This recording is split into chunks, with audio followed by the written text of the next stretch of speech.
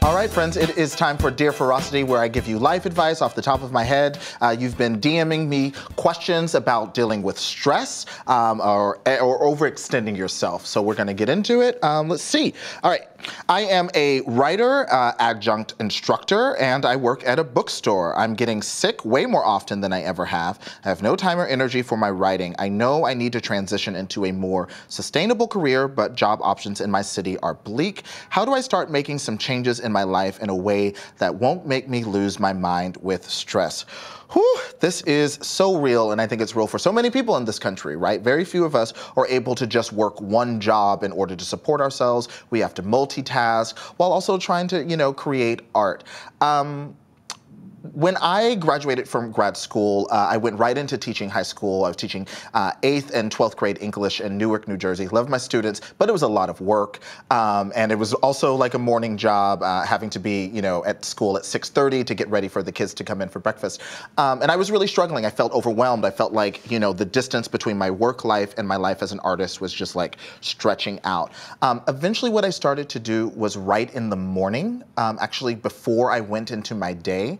So it did mean waking up a little earlier, but what I found was because my writing and my art is such a source of joy for me, it kind of added a glow, it added a momentum to the rest of my day that made it easier to kind of go into my challenges. So, we don't always have an opportunity to quit a job or move, and make some drastic life change to deal with our stress, but sometimes maybe we can find a way to kind of rearrange the order of our day to kind of support our glow. So maybe that will help, like finding a space to invest in yourself before you invest in all of your students and your other obligations.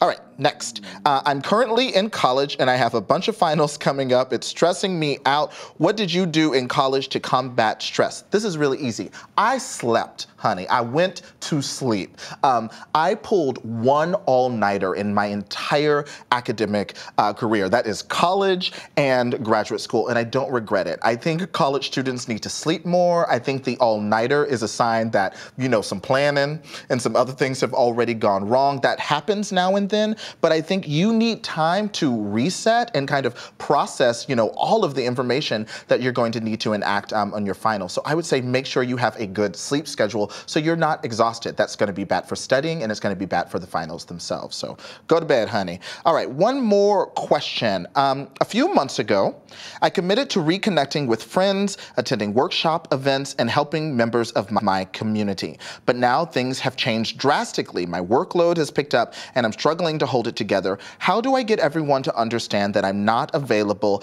as I used to be?